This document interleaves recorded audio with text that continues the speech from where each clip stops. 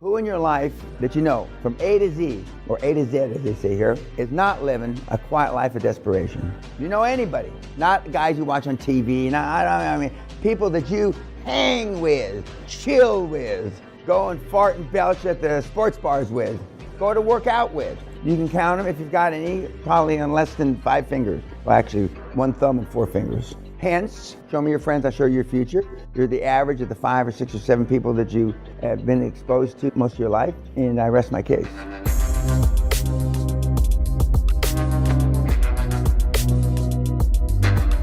Yesterday and the day before, in the questions in the webinars, 3 or 4 times, they ask you, what do you do to get outside your comfort zone, and what do you do to scare yourself? Well, they're not looking very hard. I have 100 things like this you can do to scare yourself. 1,000. 1,000,000 would be an exaggeration. You're not looking too hard. My favorite, and I'm lined up to do this one, not that one. I'm lined up to do that one.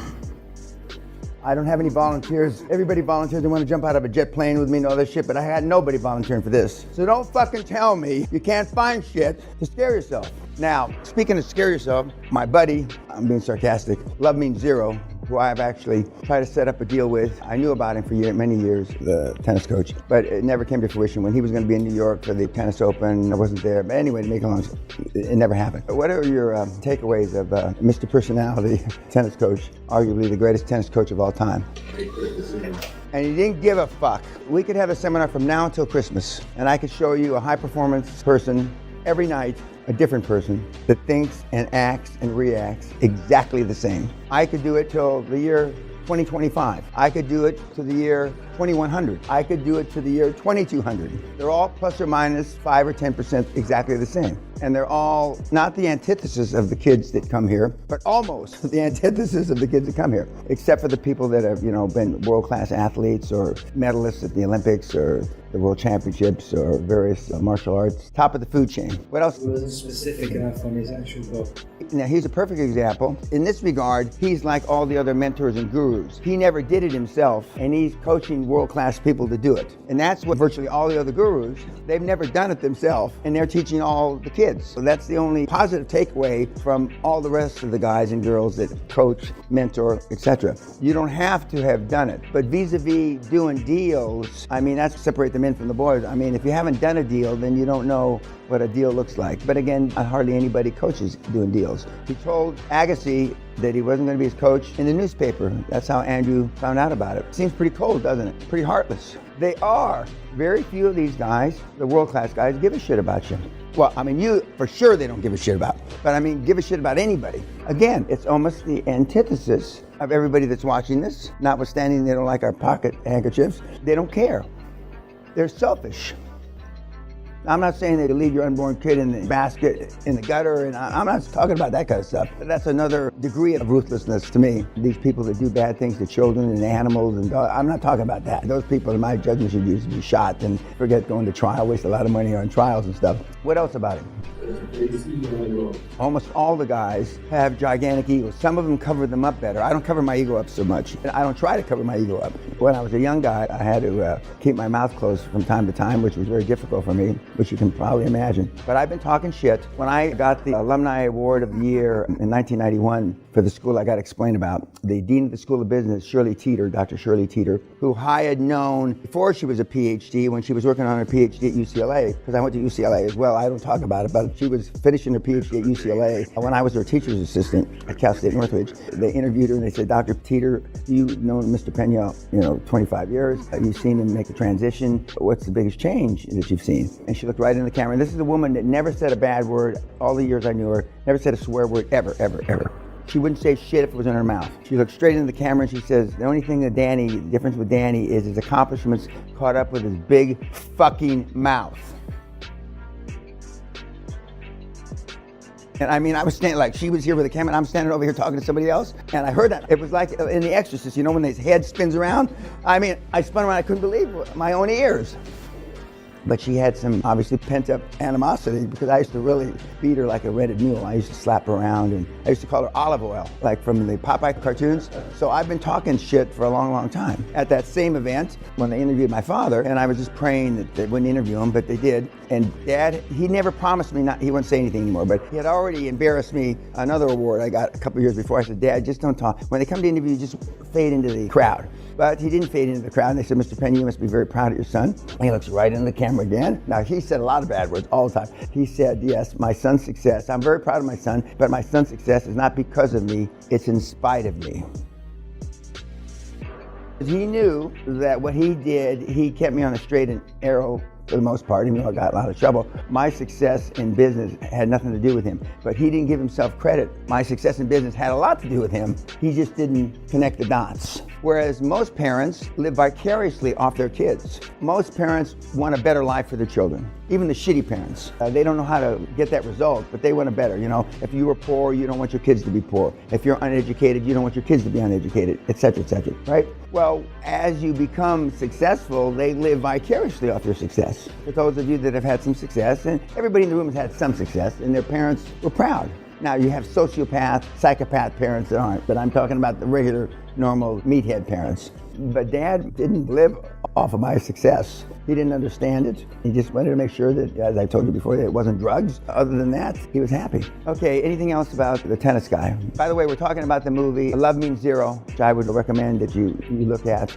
I think he produced 180 or 185 world champions, if I remember correctly. The second best tennis coach in the world is down with 20 champions, and he's at 180. And he's a guy that never played good tennis. I'm told he really couldn't hardly play tennis. But he was a hard taskmaster. Anything else about him? He was a master of reward and punishment. Correct. Fear works. If love got the job done, you wouldn't have to use the carrot and the stick. Carrot meaning reward, stick meaning, in the old days, stick meant really stick. And now it's just chastising and taking privileges away, etc. But he sold out to, I think it's IMG, the big management company, 20 years ago. And he's still semi-active with the company, but he mostly goes around and does promotional stuff. I guess he's in his mid-80s now, maybe even older than that. 87, yeah. And he's sitting there with his little skinny legs hanging out of his shorts. I've never met him in person. Still one of the things I want to do this year. But when I'm in Florida, he's not in Florida. And when I was in New York, he wasn't in New York. It didn't work out. What else? Psychological warfare, the smallest chink in the armor. It's no different than in business. Our chink in the armor and their armor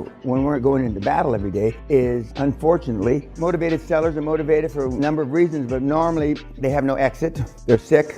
Their kids don't want the business. That's the chink in the armor of the seller, and we exploit the shit out of it, legally, morally, and ethically.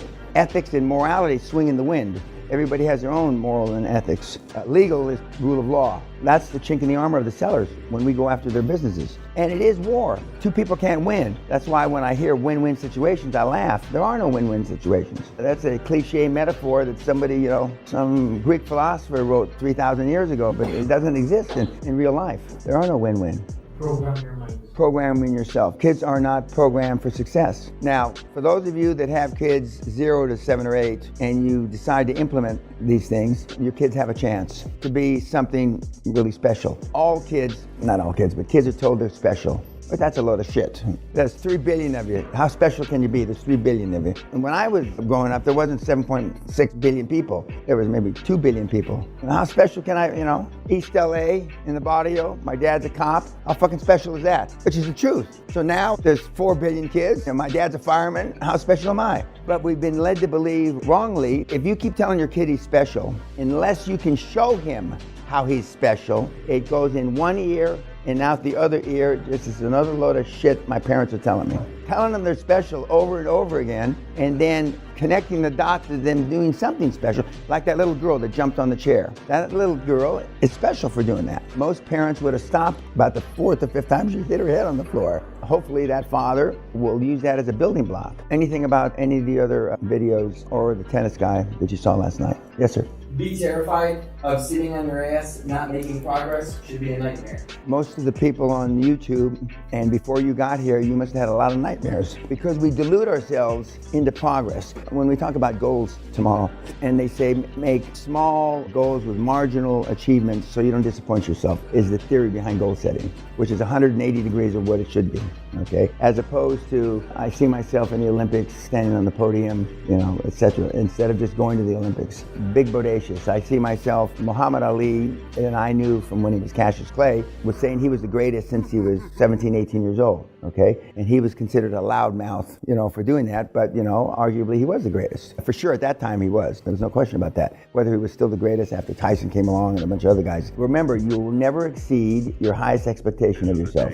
If you want $1 million, it's not likely you're ever going to have $2 million. If you want 10 million, 100 million, and as Josh said in the second role play, he said, when I was playing the potential chairman, I said that I was overwhelmed, or very surprised, pleasantly surprised how high your goals were. And he said, well, if I shoot for Mars, at least I'll hit the moon. Or I forget how he put it, but something like that. Which is true. It's not likely that you're going to produce any trillionaires. But if you say you're going to make $5 million, you sure shit never going to be a trillionaire. And ostensibly, the parents tell you to have small goals, incremental goals, because they don't want to see you disappointed. What they're really saying is they don't want to see you disappointed like they've been. Because when they were disappointed, they gave up. And they don't want you to give up, so they don't want you to be disappointed. So they're really not having much confidence in you, really. And there are kids that go against the grain, that accomplish supernatural things from extremely poverty-stricken backgrounds.